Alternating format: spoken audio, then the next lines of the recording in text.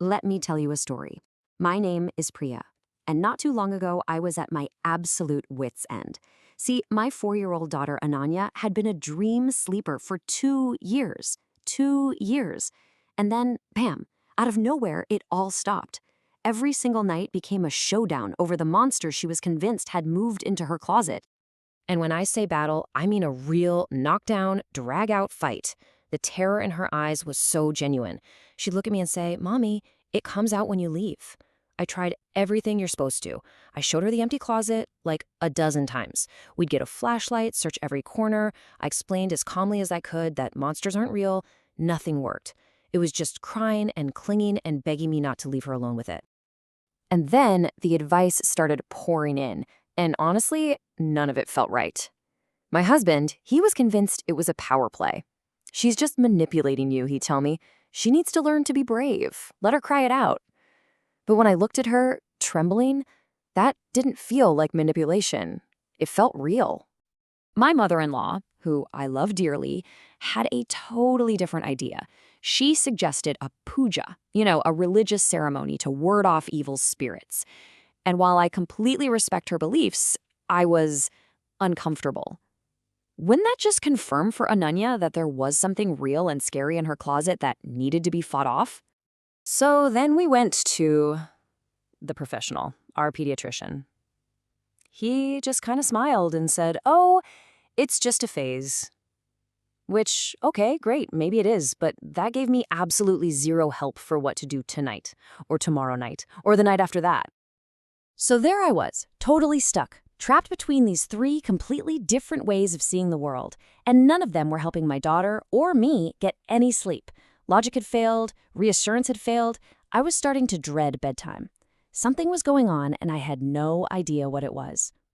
And that's when I stumbled onto an idea that just changed everything. It completely flipped the problem on its head.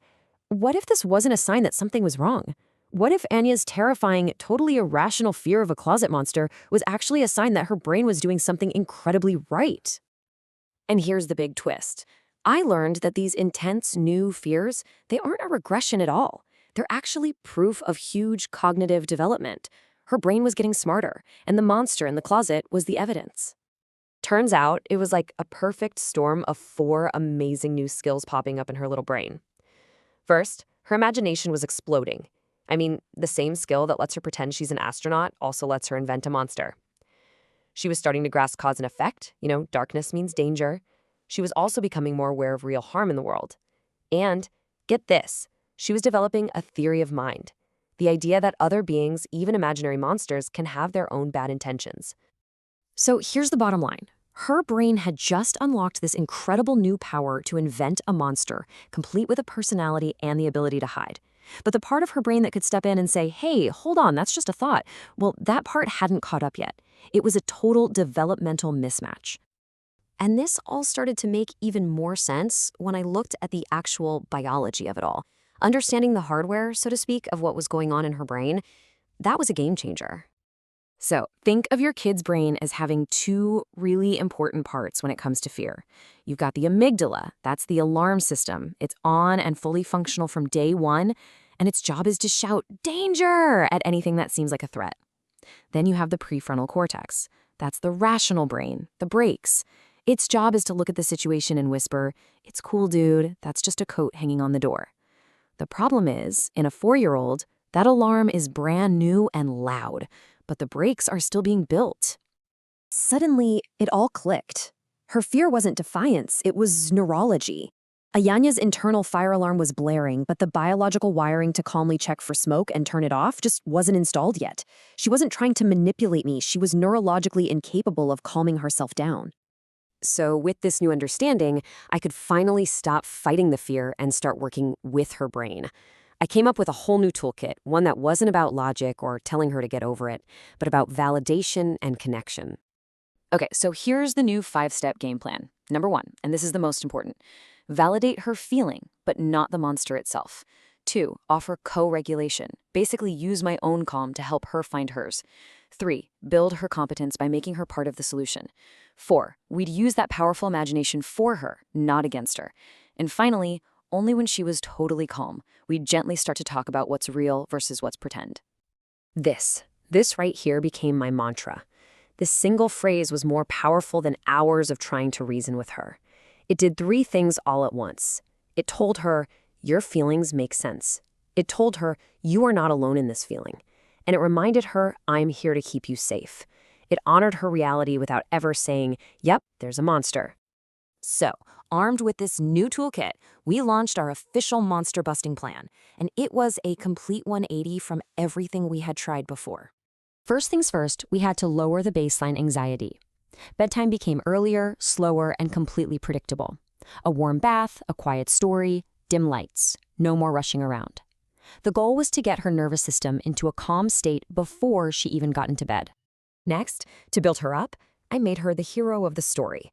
We invented something called Brave Juice, which was really just water with a few drops of rose water in a fancy little bottle. But to her, it was a magic potion that she could drink to feel strong. It gave her a sense of control. And then we used her imagination as our secret weapon. All of her stuffed animals were lined up at the foot of her bed. They weren't just toys anymore. They were the guards, and their mission was to watch over her all night long. Suddenly, she was in command of her very own security team. But the most crucial part of all of this, it was me. I had to stay calm. I stopped being frustrated and became her anchor. In a way, I was her external prefrontal cortex. I was the brakes she didn't have yet. My calm nervous system was sending a signal to hers that everything was actually, truly okay. And you know what? It worked. I mean, not overnight. It wasn't like a magic trick.